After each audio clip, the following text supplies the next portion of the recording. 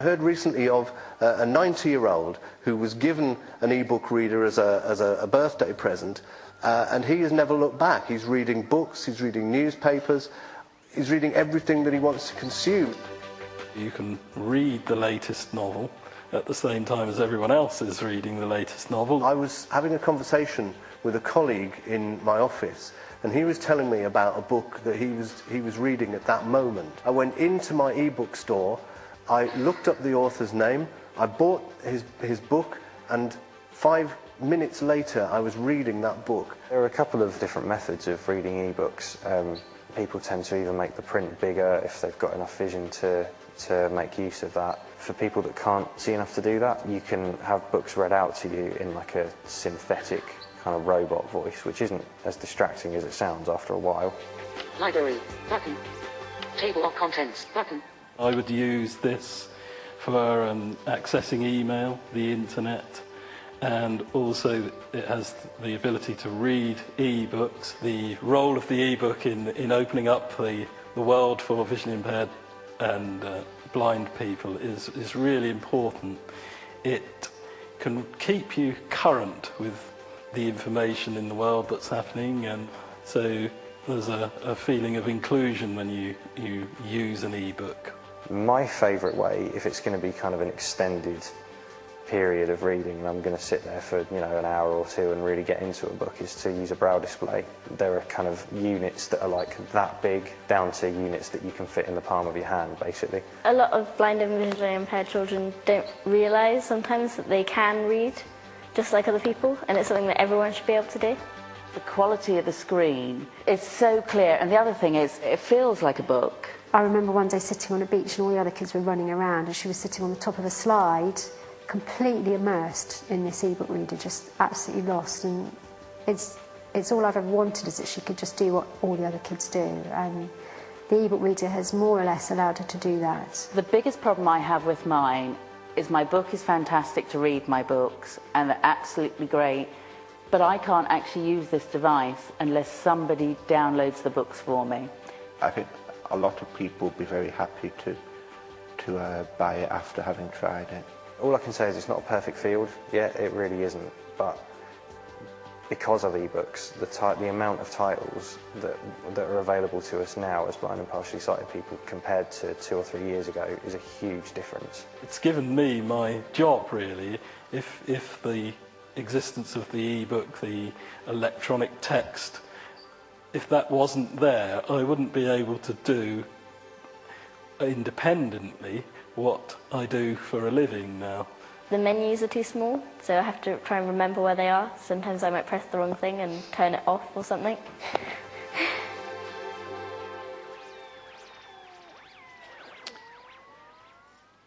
All right. So I hope you got a picture of what is happening, and that transformation has been happening in the last 2 years in the UK and the US. It hasn't happened in Europe yet, but I now see signs of it happening in a number of countries in Europe. And we are now at a state where in the UK, more than half the numbers of books by volume are sold as e-books rather than paper books. And that has enormous potential, but also still gives us significant problems. So just to give you a sort of quick update, we've published some research in October, and what that said was the situation hasn't changed a huge amount. Still only 7% of books are accessible to read with your ears or fingers. But when we looked at the top 1,000 books that were sold in 2010, more than 54%, that's more than half of them, were available to read with your ears or fingers or in large print. And the key challenge, actually, was the barrier to use was the knowledge and skills of people with print disabilities and blind and partially sighted people. Lots of people didn't know that they could access e-books and didn't have the skills to do it. So what we believe is that e-books are part of the solution of solving the book famine. But currently, e-books don't deliver tables, pictures, picture descriptions, maths, science. They're very limited in the language support that they've got. And also, crucially, the digital rights management schemes that are used by many ebook publishers create significant challenges.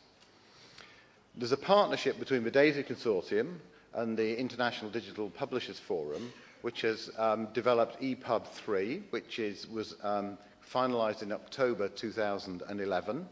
And that has accessibility built in from the bottom, but it doesn't get round the digital rights management scheme, and there are still significant problems to solve. So we've got a lot more to do, but working together, we can actually, I think, make a big dent in the book famine. And there's a whole range of global organisations that are now working together. So the World Blind Union and the DAISY Consortium, the World Intellectual Property Organisation, WIPO, because we have copyright issues to resolve, and I'm hopeful that we'll have a new treaty by 2013 which will help us on that. Publishers associations, rights holders and standards organisations, and of course, crucially, technology companies like Microsoft and Adobe and Google and others. So I've challenged the publishing industry to help us solve the book famine, to give us ebooks that are readable with our eyes, ears and fingers. We need to update the skills and make the technologies affordable for blind and partially sighted people. And one of the things I think for Techshare is we need to work out how people can take on those skills and how we can bring out technologies which are affordable. We need to improve the productivity of the specialist publishing, because I still think we're going to be describing pictures and diagrams and doing special things for maths and science for many years yet, and sharing the resources we've got across the globe. So I've got a programme here which I'm not going to spend a lot of time, because this is not a publisher forum, but I've set out in more detail some of the things that we need to make ebooks readable with eyes, ears and fingers. We've got EPUB 3, which we now need to update to deal with maths and sciences, and we need to resolve some of the digital rights management schemes, and we need to improve some of the hardware. But don't take away that it isn't possible to read with some of the hardware that's out there. Actually, it is. We need to update people's skills.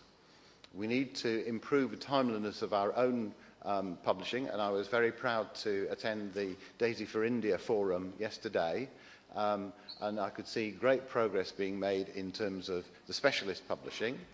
And as I said, we're sharing the resources that we've already got across the globe. And crucially, we need to work with the publishing industry, who I think now have really got the message that they really do want to work inclusively, but actually we need to help them by working with the technology companies to make publishing in an inclusive way more efficient. So that's our programme, and I do think we're going to make some significant progress. And I think because in India the English language is very strong, I think this will start to happen quite quickly here in India. But I think also you have a crucial part to play in bringing some of the technologies to the world as well.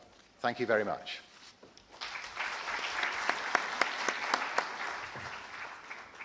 So now Rob and I are going to swap again.